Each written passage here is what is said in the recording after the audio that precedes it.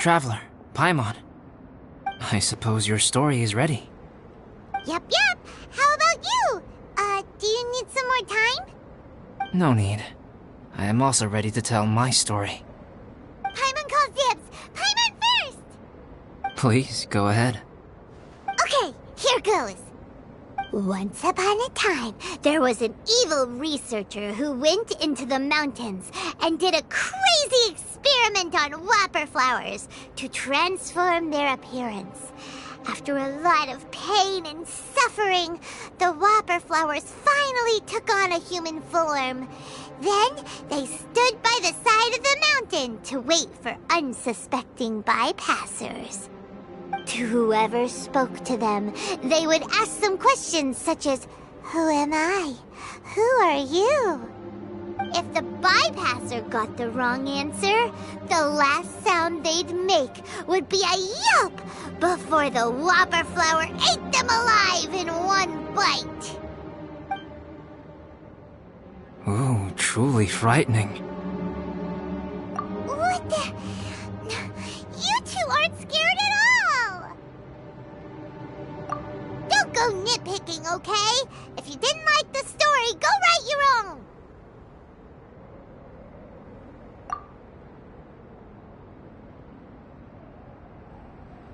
In other words, the whopper flowers would ambush and then completely replace their victims.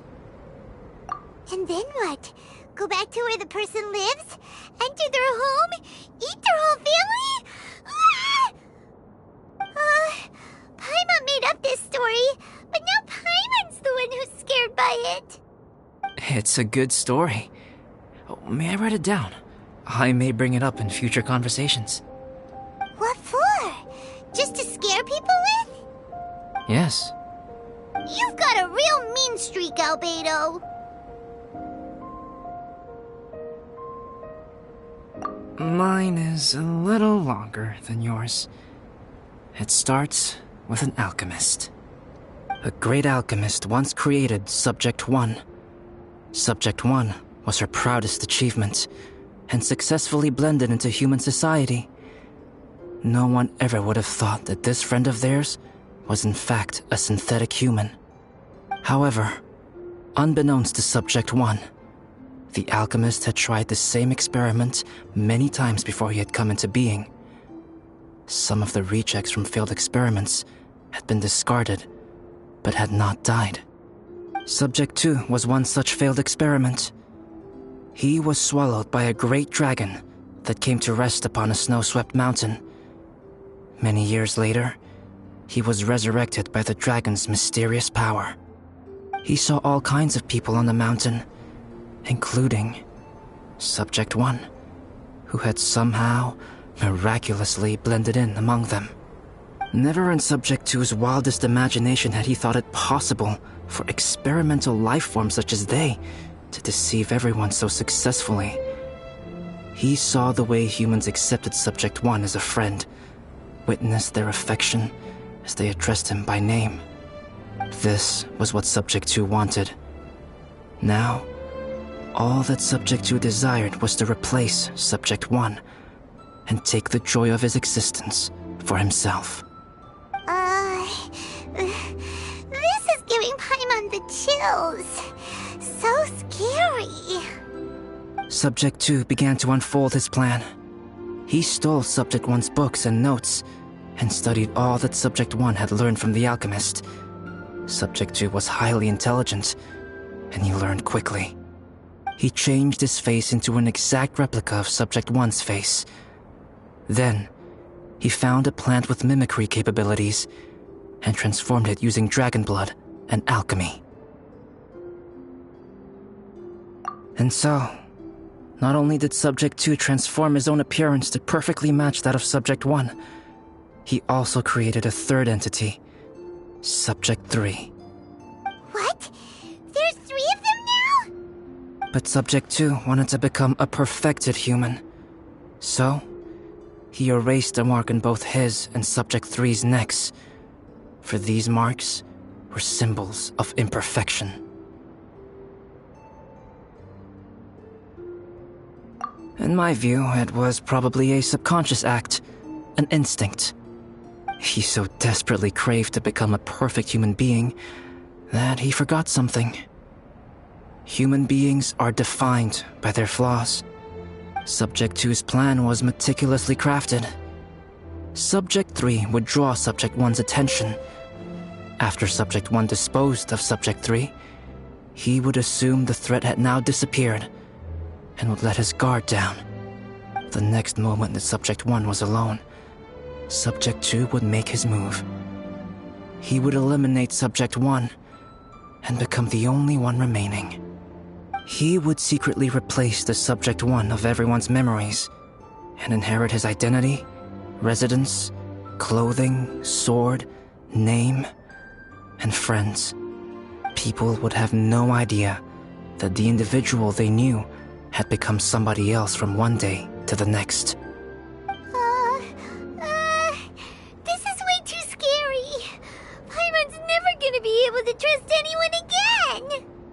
But just before Subject 2 could carry out his plan, a unique stranger entered the mix. Subject 2 tried to make contact with this person, but found that they could somehow sense he was different from Subject 1. What's wrong? Are you scared? What happened then? What happened to the stranger? He became a new stage in Subject 2's plan. One more person that Subject 2 had to dispose of. It's as if there were 3 identical roses in a garden. Only one of the 3 was a fine specimen, while the other 2 were defective specimens that bore poisonous thorns.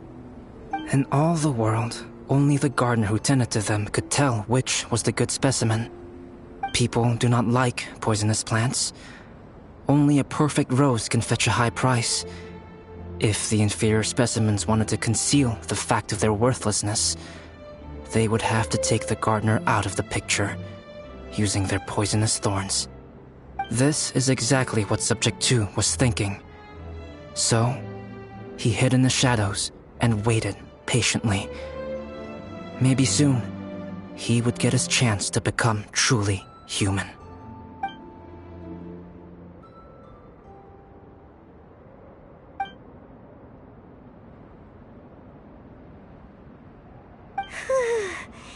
That was intense! So what happened after that? Did Subject 2's plan succeed? Paimon can't bear thinking about it. Fortunately, it is just a story. And even in this story, Subject 2 did not succeed. But you can never let your guard down on Dragonspine. Monsters mutated with Durin's power and blood are also creatures of Rhine-Daughter, just like me. You must beware of all such creatures. I'm glad to hear that. It's okay. I know what I am. You and I are both different, so there is no need for me to hide the truth from you. The only thing is that sometimes, when I think about how mighty the power of alchemy is, I feel so small. As beings who set foot in this world, how arrogant are we in desiring to control our destiny and in desiring to create? Is creation an arrogant act, traveler? If not, why do we call the ones that created us and control us gods? If it is, then what qualifies us to call ourselves creators? How far must we take our reverence and respect, and what purpose does it serve? Nothing special, but whenever I think about it, I feel a twinge of grief. Poor Albedo. Hello? Traveler, are you here? Hey, is that Amber? Thought we might find you here. We're here to deliver a message from Cyrus. There's gonna be a big event down at the base camp, and they want you there too, Traveler. Winter camp is nearing its end. Apparently, even provisional instructors are required to attend. Looks like we need to go, Albedo. Bye for now. Then I won't keep you. I have some things to attend to here, so forgive me for not seeing you down. Don't worry about it. There have been no issues getting up and down the mountain recently. Is everyone ready? Let's not keep them waiting.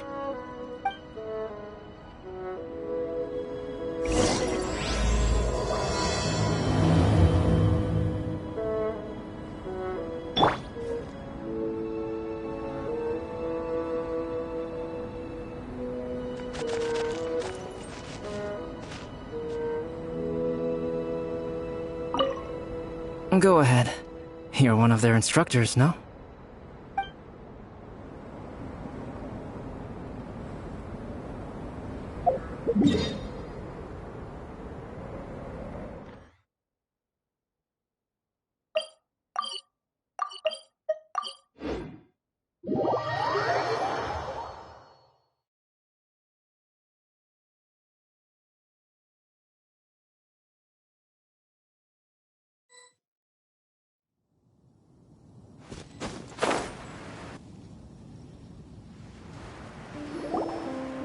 Huh?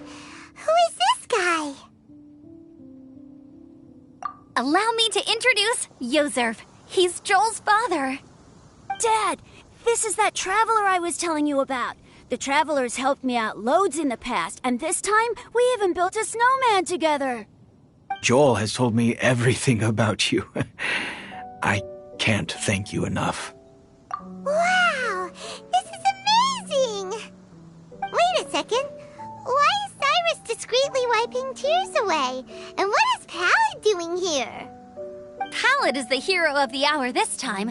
Go on, Pallid. Tell us what happened in your own words. Okay. The weather was fine on that fateful day, and I had a feeling that Lady Luck was smiling down on me. So I trusted my gut and set off to explore somewhere new, somewhere dangerous. Because where there is great danger, there is also great treasure. Why does this sound so hard to believe? But I had only been away from the group for a short while when I fell down a slope and just started rolling. Uh-oh. Did my bad luck rub off on him when we ran into each other on the mountain? The place I fell to was somewhere I didn't recognize, and I'd sustained a few injuries. I remember thinking to myself, this is the worst luck I've ever had in my whole life. Then I met Yozerf. He'd heard the sound of me falling and came out to see what was going on. Huh? Wow, so it was completely by chance then. I thought he must have been someone from the Adventurers Guild here for the event, but after a few words of conversation, it was clear that he was having memory problems. He didn't even know his own name. The temperature was freezing, and there was no time to deal with all that there and then, so I convinced him to come back to the camp with me and figure everything else out after we got there.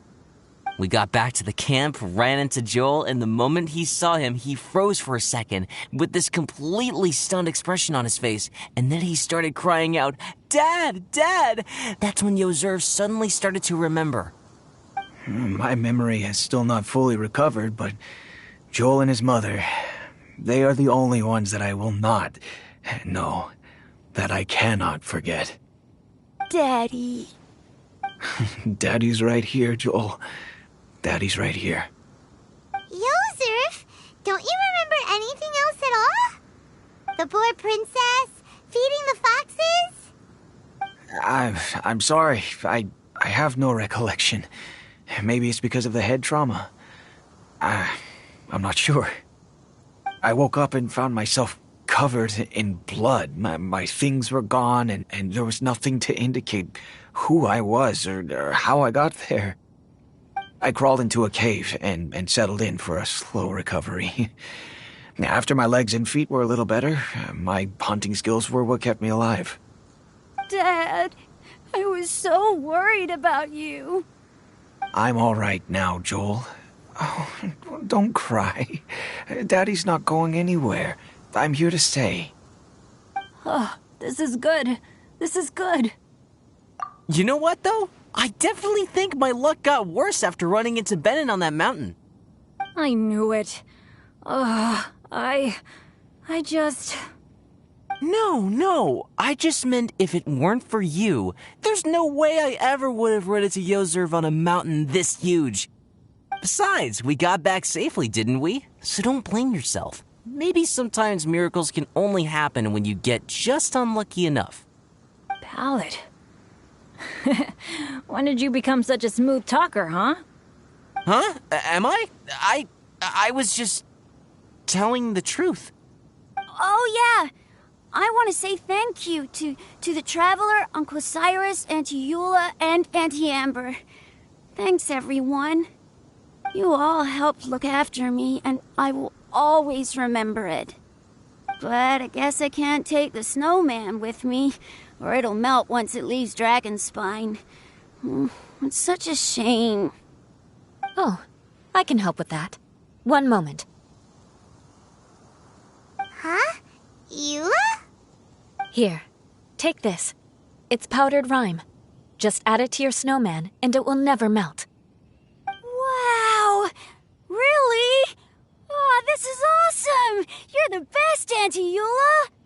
Dad, I have an unmeltable snowman now! How cool is that? How can I ever repay you all? Thank you all.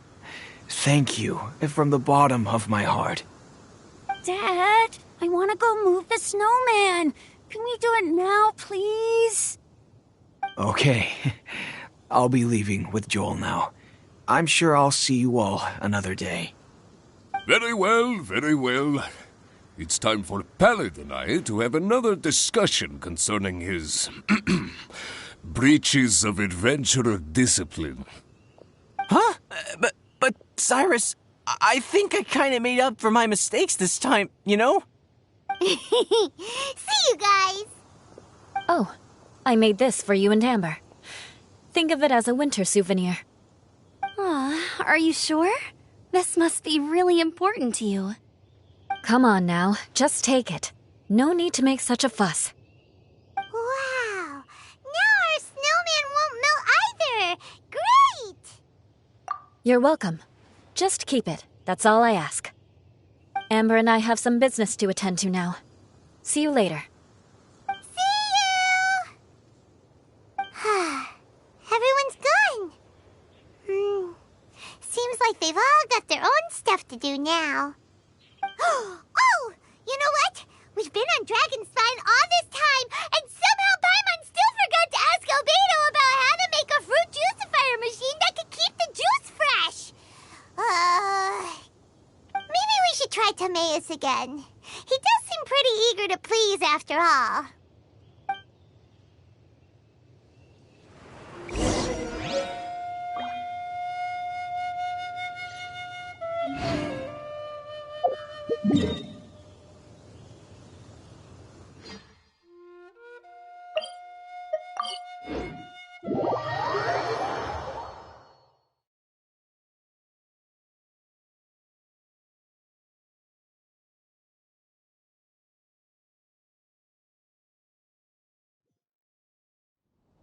Ample light, active biological organisms. Yes, this is a good place to sketch.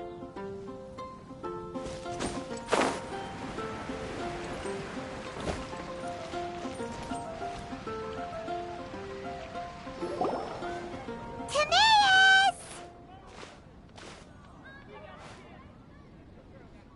Traveler and Paimon, what can I do for you? Wait a minute. You've got that mischievous look on your face. Oh, you're not still thinking about that ridiculous juicer thing, are you? Timaeus, will you help us? Well, if the Traveler isn't really interested, then, yeah, maybe I'll give this one a pass. It's just the weirdest request ever. No, but Paimon's Sunsettias are gonna go to waste without it. And the time it would take me to research something like that, I could probably pick those Sunsettias again 10 times over. New research project, Timaeus? We meet again. Oh, Albedo, thank goodness. So the situation is, Paimon wants a machine that can turn fruit into juice and keep the juice fresh. I mean, surely it's... Majorly important, that's what it is. If you can manage to invent this, we'll never have to worry about fruit going bad ever again. That's impossible.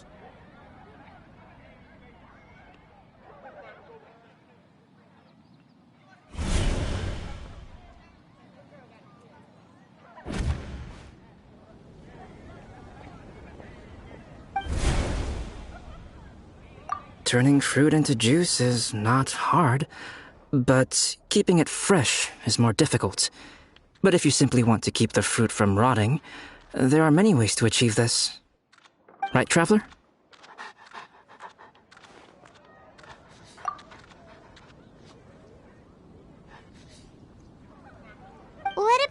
neck. What's wrong? Is there something on my neck? From the look on your face, it's as if you thought I just played a practical joke on you that was in exceedingly poor taste.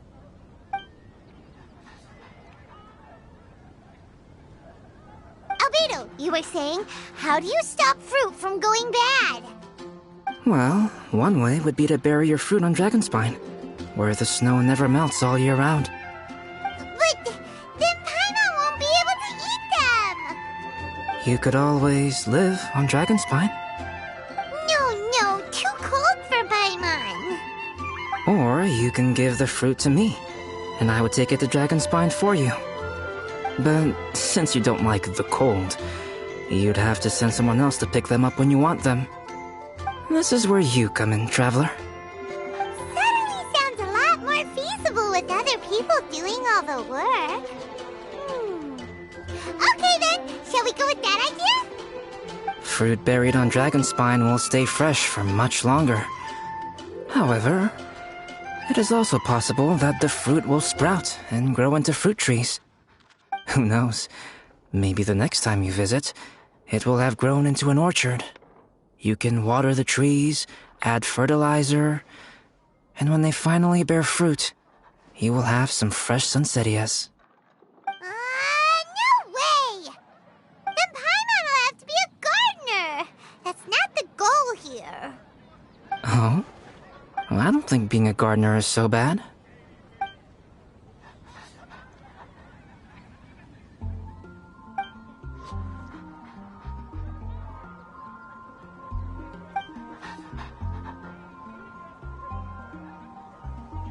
Albedo! Stop trying to get your hands on Paimon's super sweet Sunsettias! It bothers you, does it? Of course it bothers Paimon! They are the rarest, super-duper sweetest Sunsettias ever! And they're not for you! Okay, but they're just Sunsettias. I think you're only so attached to them because you don't have much fruit of this quality in your possession. When someone's pockets are full and their spirit is fulfilled, they don't easily fall prey to this kind of yearning. Really?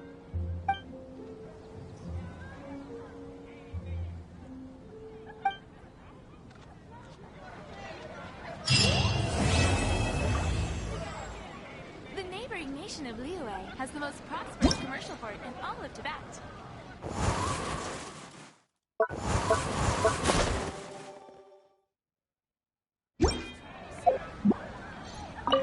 Dragonspine is too cold for ordinary fruit trees to survive.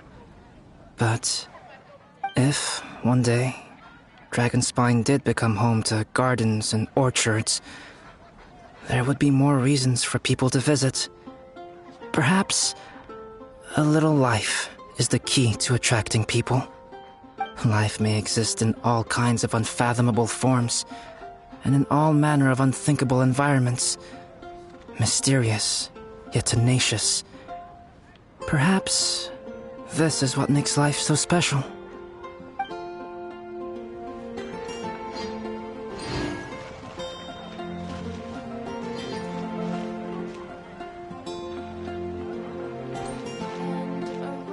Welcome. How can I help you?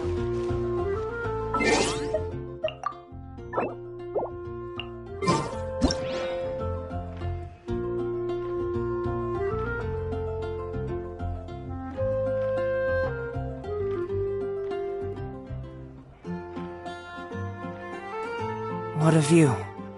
How about a quick break so I can sketch this beautiful scenery?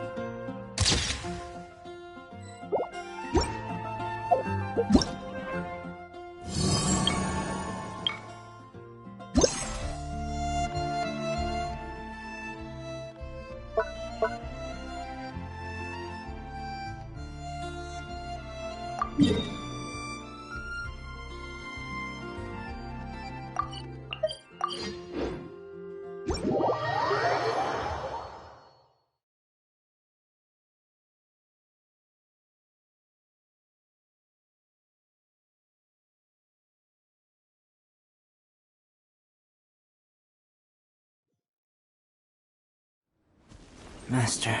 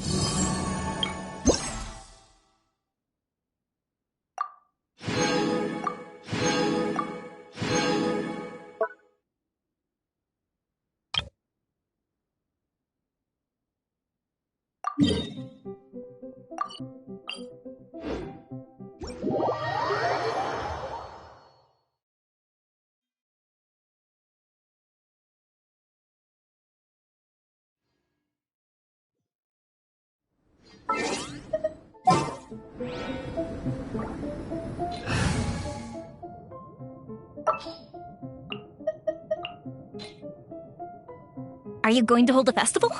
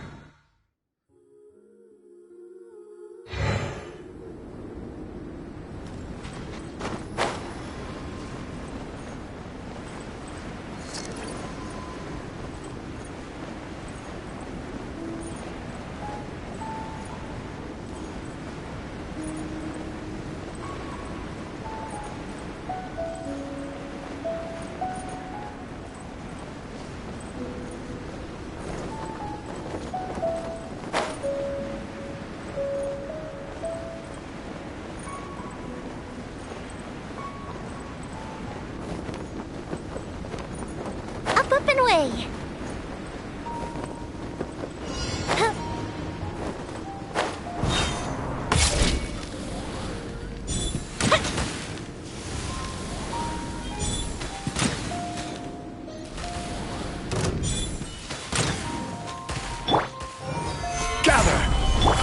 Time for a light show!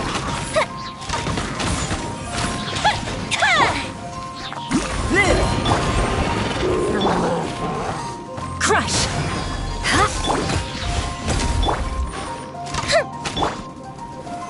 Solidify! Burst forth!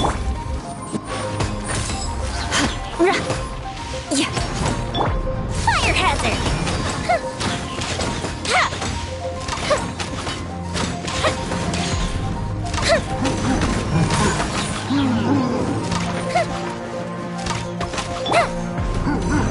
Coming to be!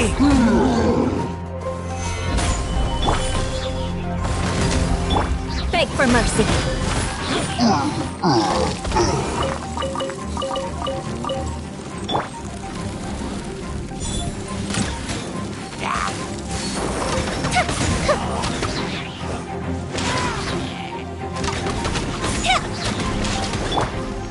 Live! Gather! Shudder!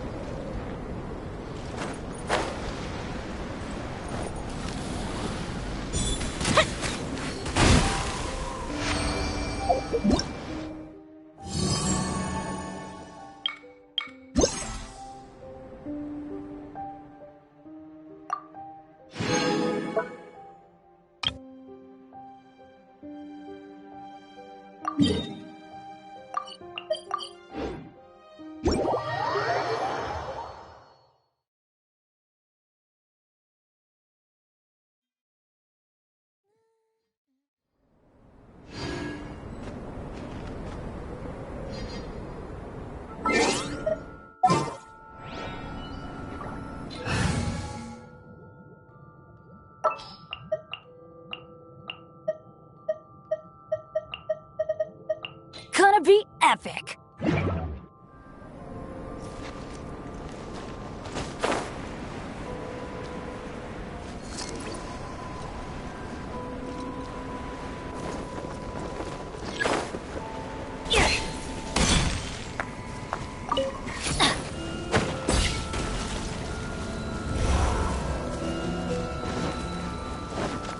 Off we go.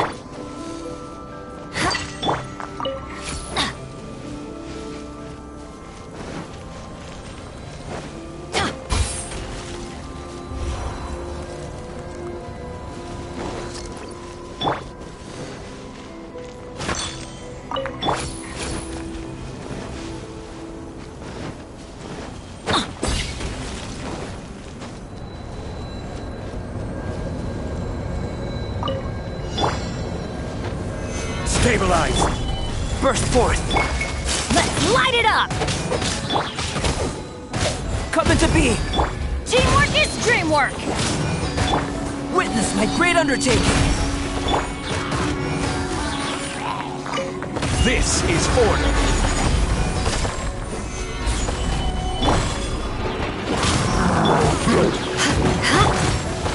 Burst forth! I will have order! Solidify! Going in! Let's light it up! Moment of birth!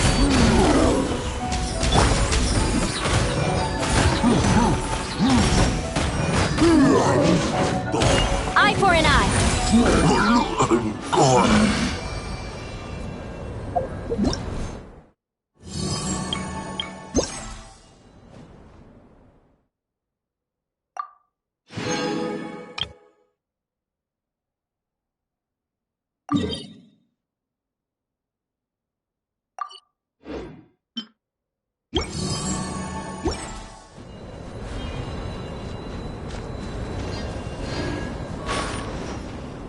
More speed.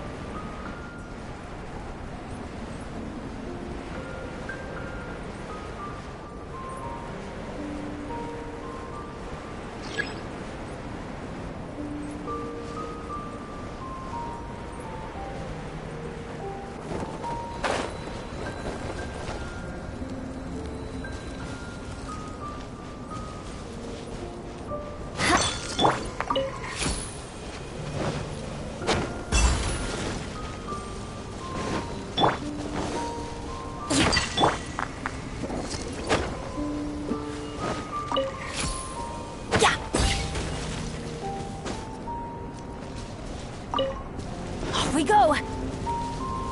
Adventure time!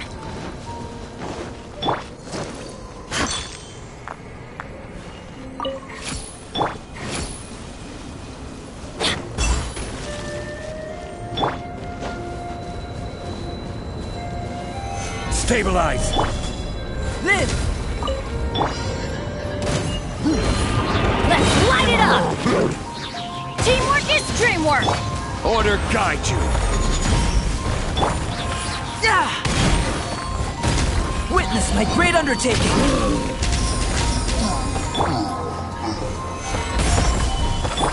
Let's light it up! Burst forth! Let's light it up! I will have order. This! I'm going in!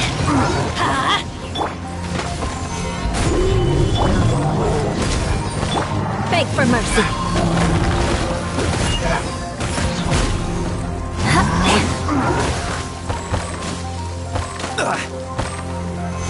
Solidify! Feel this ancient power!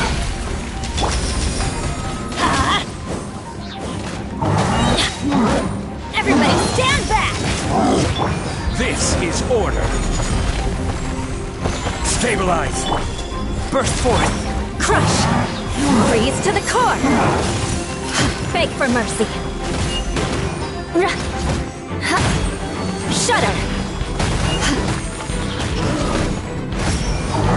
Crush!